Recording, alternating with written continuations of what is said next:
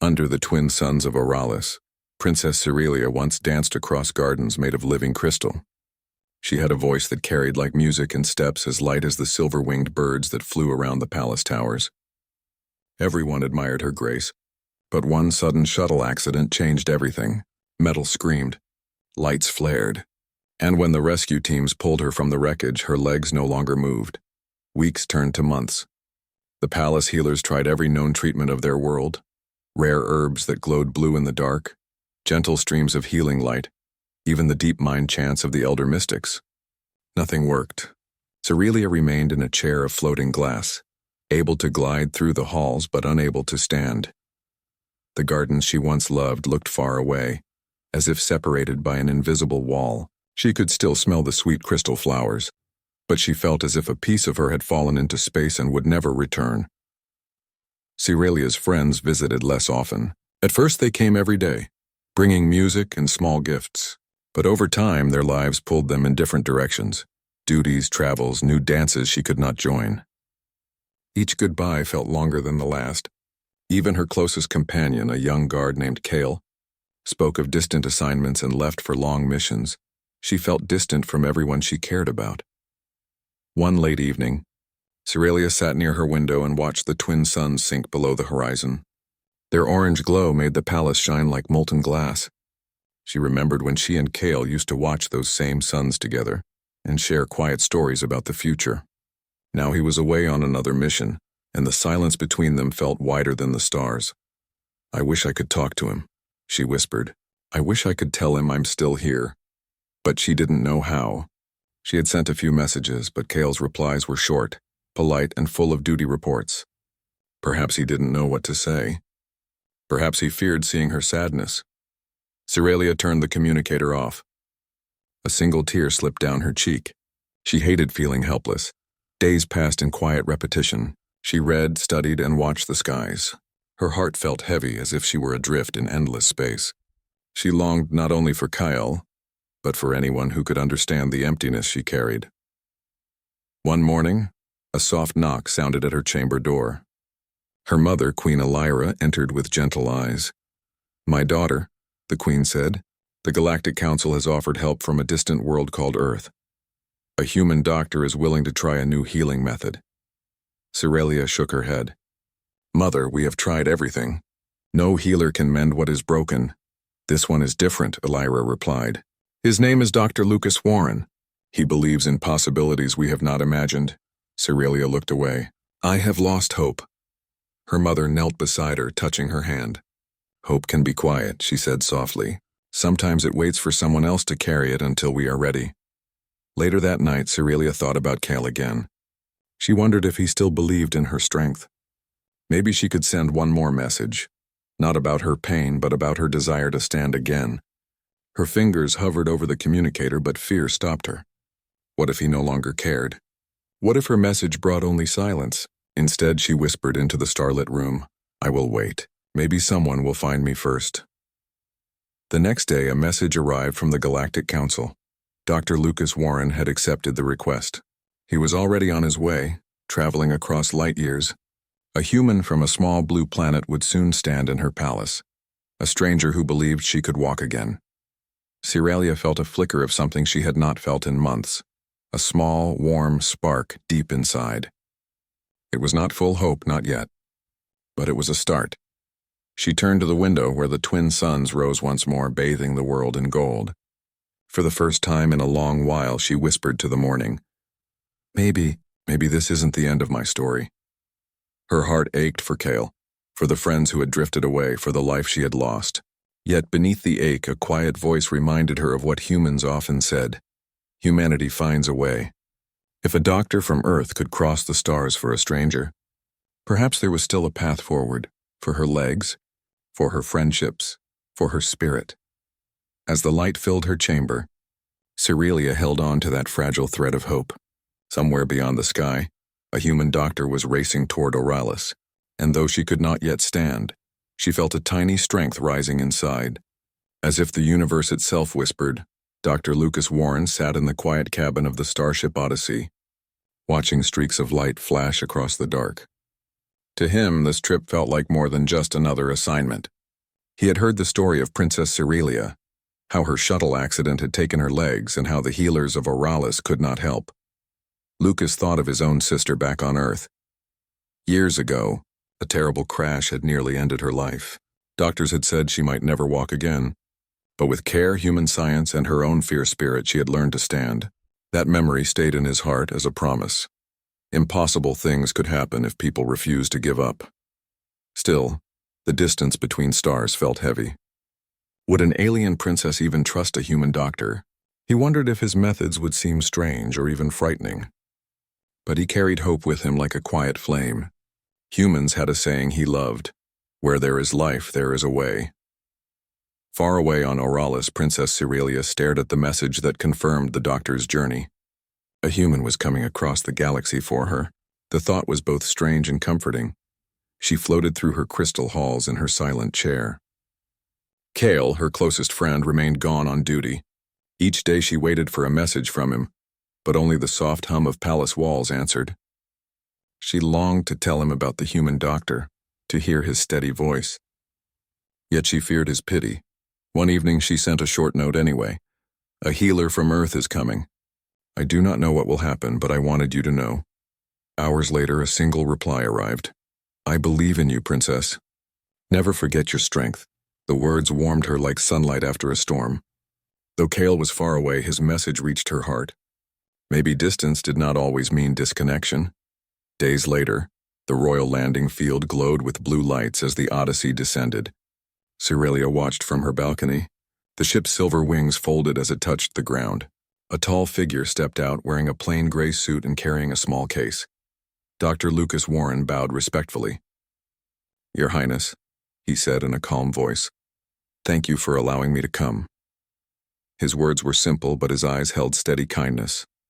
Cerelia studied him. He looked so different, no crystal skin, no glowing hair like her people. Yet there was a quiet courage in his face. "I welcome you," she replied, "but I must be honest. I have little faith left." Lucas nodded. "That is why I brought some of mine. If you do not have enough today, I will share mine with you until yours returns." Something in her chest stirred. No healer had spoken like that before. They spent hours talking. Lucas explained his plan. A mix of human neurotech and Aurelian biocrystals. It sounded bold, maybe impossible, but he spoke with patient certainty. For the first time in many months, Cerelia felt a gentle spark of hope, not just for her legs, but for life beyond her room. As the twin suns set, she glanced toward the distant stars where Kale served. She still missed him deeply, yet she understood now that connection could stretch across light years. A human from far Earth had crossed the galaxy simply because he believed in healing. She whispered to herself, "Perhaps hope can travel farther than even the fastest ship." In that quiet moment, she felt less alone. The journey toward healing had begun, not only for her body, but for the distant bonds of friendship and love that distance could never break. The first morning after Dr. Lucas Warren's arrival, the crystal palace of Oralis glimmered with the light of the rising twin suns. Princess Cerelia waited in her grand chamber, the floating chair carrying her toward the treatment hall. Her heart beat faster than usual. She told herself it was because she did not know what to expect, but a quiet voice inside admitted it was more than that. Someone new had entered her small, lonely world, a stranger who carried hope. Lucas entered the hall with a respectful bow.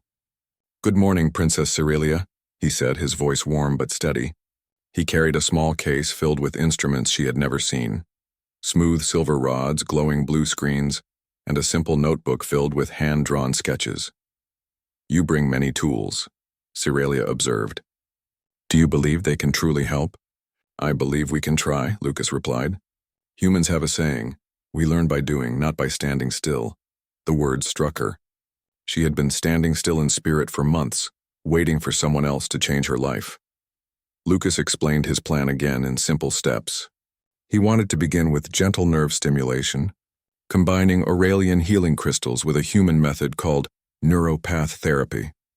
His careful explanations reminded Cerelia of the calm lessons she once gave young children in the palace garden. As he worked, he told small stories about Earth, oceans that stretched beyond sight, forests that whispered in the wind, and people who crossed deserts or climbed mountains simply because they believed they could. Cyrelia listened with quiet wonder. "Your world sounds wide," she said softly. "You speak as if hope lives in every stone and river." Lucas smiled. "Hope is something we build even in hard places. Humanity survives because we never stop reaching." The words lingered in her heart long after the first session ended. Later that day, Cyrelia floated to her favorite window, gazing at the distant stars. She thought of Kale, her oldest friend, who was still far away on his mission. She longed to tell him about the human doctor and the strange warmth his presence brought to the cold corners of her heart. But when she held the communicator, doubt filled her. What if Kale only sent another short reply? What if he no longer wished to share her struggles? She placed the device down and whispered to the quiet room, "I wish you were here." Loneliness pressed around her like heavy air. For a moment she felt the same emptiness as before. Yet she remembered Lucas's words about building hope.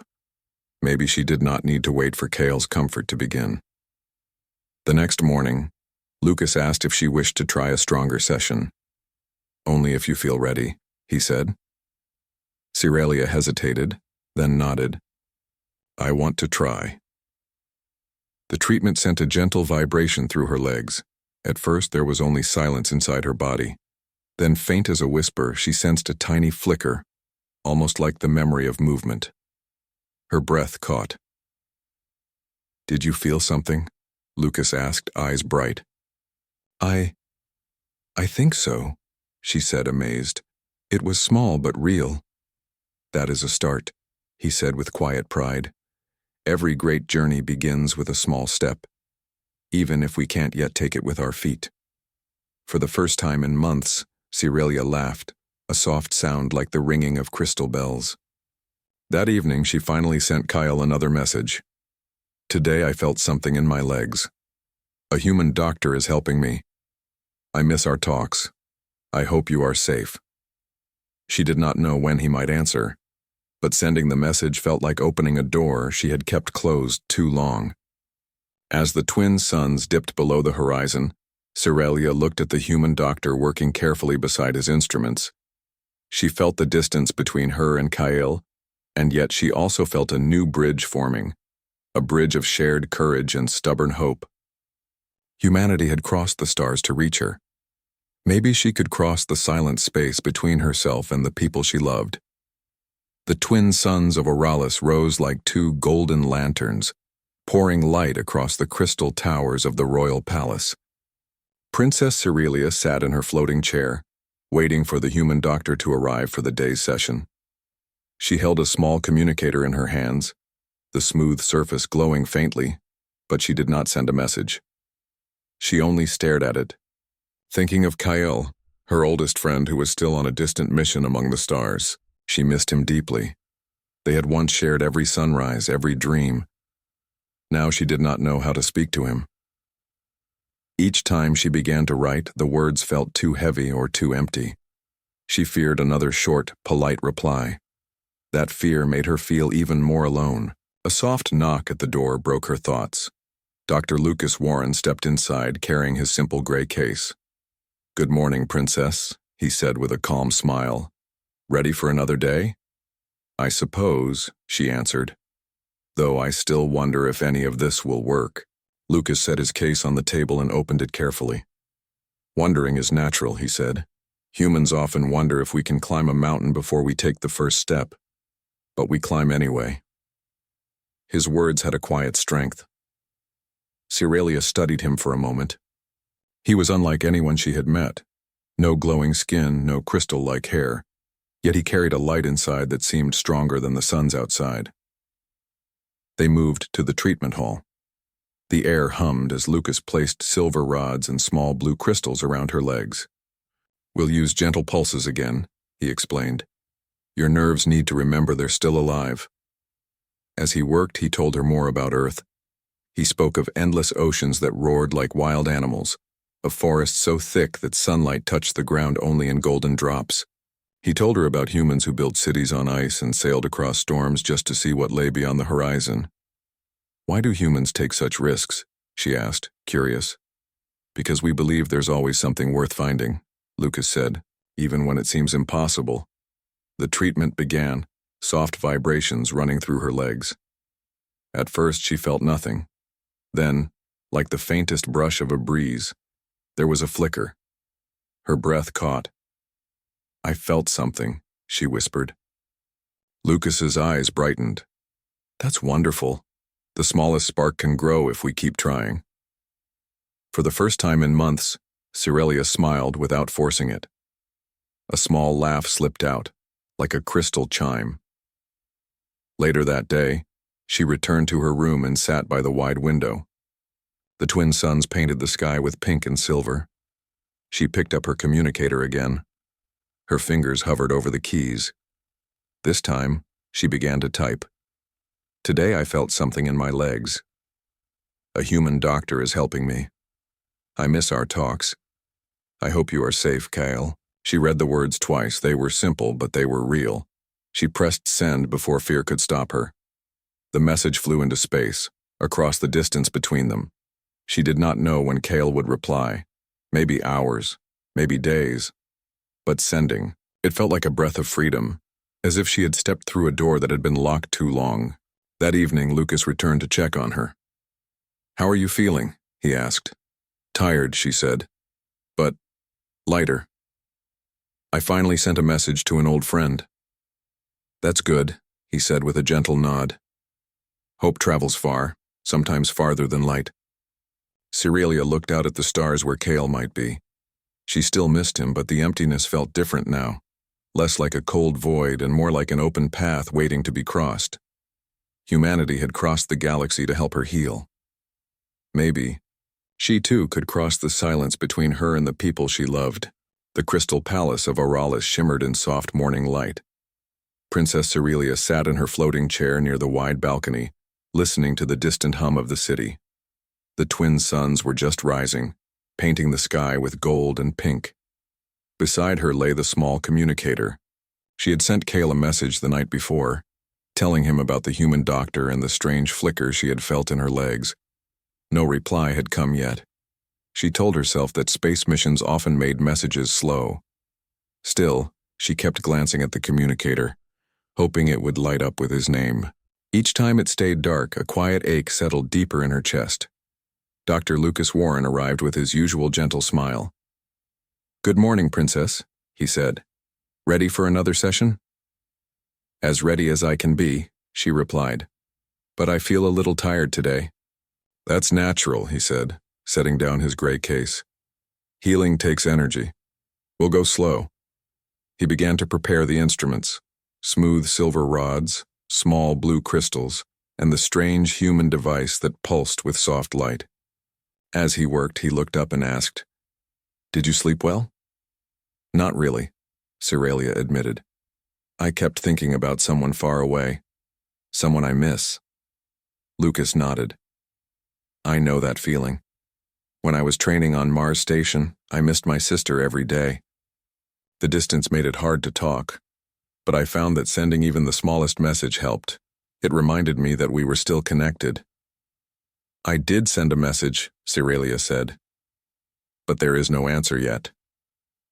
Sometimes, Lucas said kindly, the universe needs time to carry words. What matters is that you reached out. That is hope in action. His words settled over her like a warm blanket. She smiled faintly. The treatment began. Gentle pulses of light moved through her legs. The first minutes felt quiet, like distant music. Then came the faintest stirring, a soft, almost impossible sensation. She gasped. I feel it again, she said. That's wonderful, Lucas replied. Your nerves are remembering.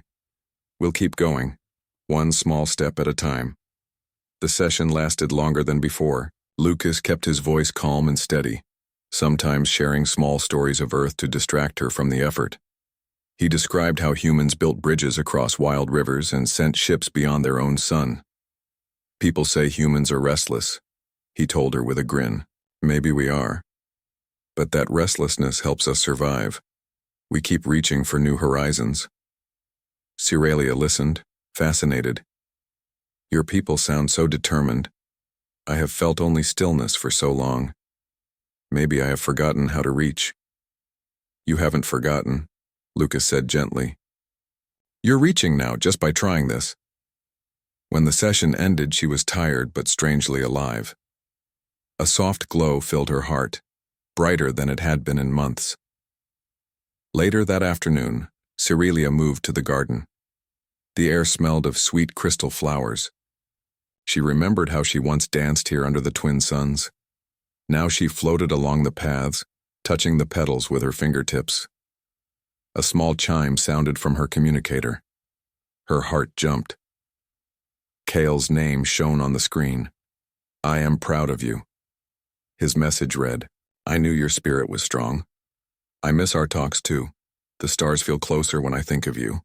Cerelia read the words again and again. Tears touched her eyes, but they were warm, not sad. For the first time in many months, she felt the distance between them shrink. She typed back quickly, Your message means more than I can say. I am trying to heal, Kale. Maybe one day we will watch the suns together again. When evening came, Lucas returned to check her progress. He noticed the brightness in her eyes. Good news? He asked. Yes, Cerelia said softly. My friend wrote back. I feel lighter, as if the stars are not so far away. Lucas smiled. Connections matter as much as medicine. Humans heal best when we know someone cares. Your people seem to believe that hope can cross any distance, she said. It's what keeps us moving, he replied, even across galaxies. The next morning, a new session began. The sensations in her legs grew stronger. There were moments of pain, but Lucas's calm voice guided her through. He reminded her to breathe, to believe. At one point, she closed her eyes and pictured Kale's face. She imagined him smiling and saying, You can do this. The thought gave her strength.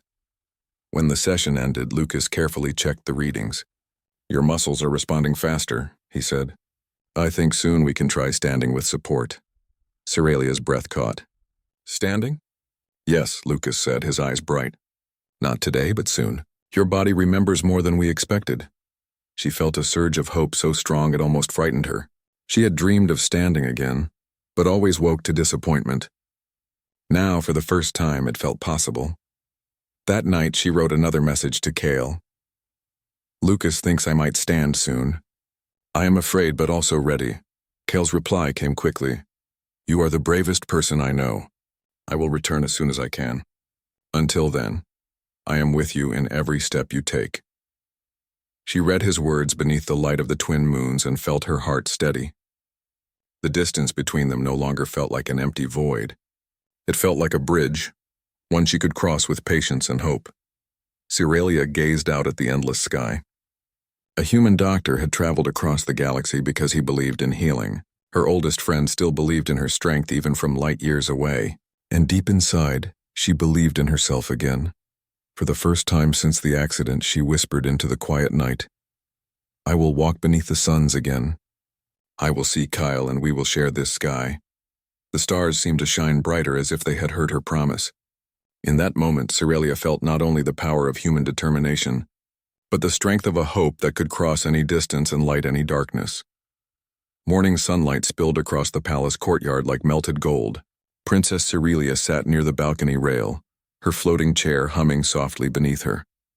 Below, crystal gardens sparkled with dew. She held her communicator and read Kale's last message again. You are the bravest person I know. I will return as soon as I can. Until then, I am with you in every step you take. The words warmed her heart, yet the distance still ached. Kale was light years away, and she did not know when she would see him. She whispered into the breeze, I miss you. Though no one could hear, a chime at the door broke her thoughts.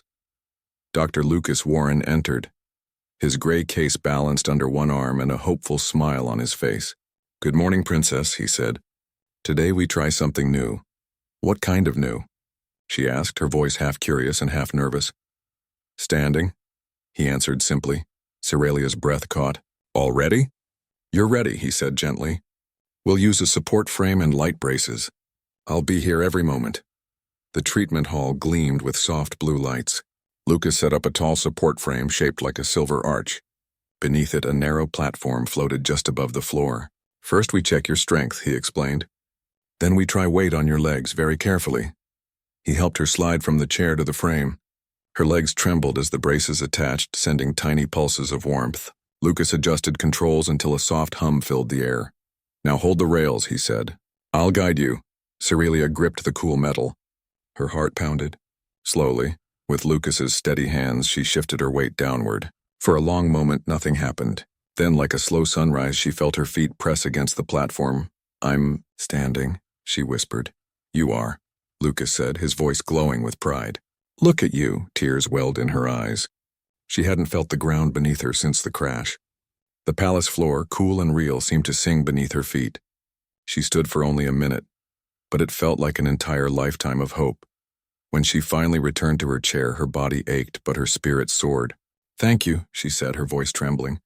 You gave me a piece of myself back. Lucas smiled softly. You did the work. Humans just help the body remember. That night she sent Kale a long message. I stood today. Only for a short time, but it was real. I thought of you the whole moment. I wish you were here to see it. His reply came hours later. I am proud beyond words. You light the stars with your courage. I carry you with me everywhere. Cerelia pressed her communicator to her heart. Even across the galaxy, Kale's support felt close. The loneliness that once filled her room seemed to thin, replaced by gentle strength. Days of progress followed. Each morning, Lucas guided her through longer sessions. She began to take tiny steps within the frame, her feet learning old patterns. Hope grew like a bright flame, but hope is often tested. One evening, after a difficult session, Cerelia felt sudden heat in her legs and a deep ache she could not ignore. Lucas ran quick scans, his brow furrowed. There's an infection, he said quietly, a reaction near the nerve grafts. We need to pause treatments and fight it fast. The word struck her like cold water. Will I lose what we gained? We'll do everything to prevent that, he promised. I've faced infections before. Humans never give up. The following days were hard. Cerelia lay in her chamber while healing drones delivered medicine, and Lucas monitored her around the clock. Pain returned, sharp and unkind. Some nights she felt as helpless as in the first dark weeks after the crash. Fear whispered, You will never walk again. The hope was only a dream, but Lucas never let despair win. He adjusted treatments, combined Earth antibiotics with Aurelian crystal therapy, and spoke gentle words. Every life has setbacks, he told her. We move forward by facing them. Humanity has survived storms, quakes, and endless space because we keep trying. His quiet confidence became her anchor. Kyle's messages arrived whenever space allowed. Hold on, he wrote. You are stronger than any infection. Remember who you are.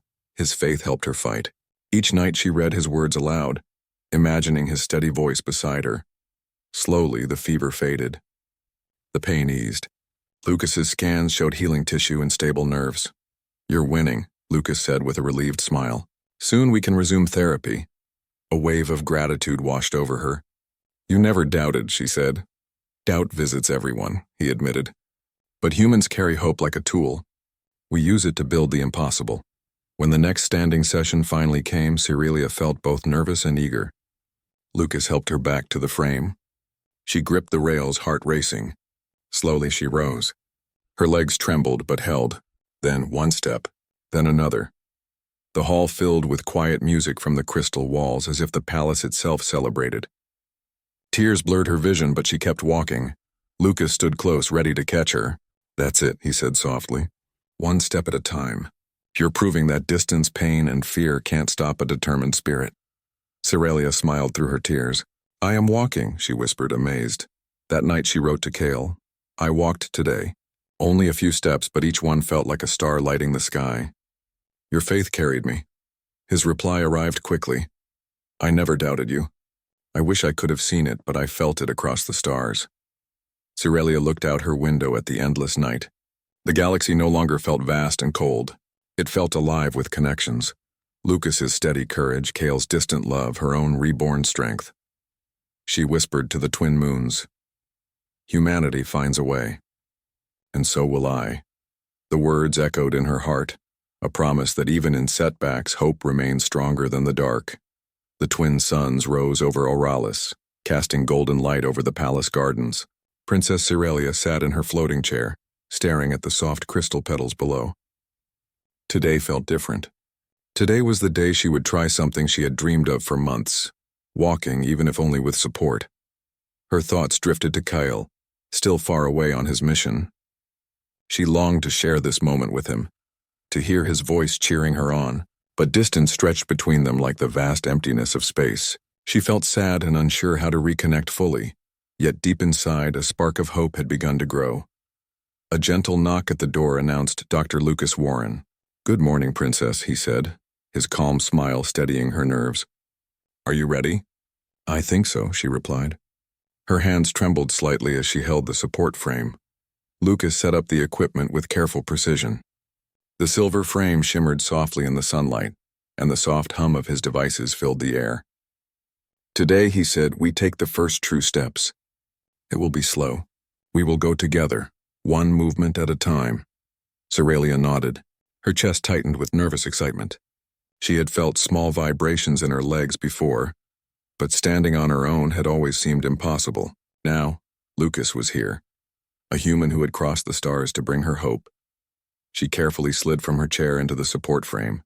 Lucas adjusted the braces around her legs. A soft pulse of warmth spread through her bones.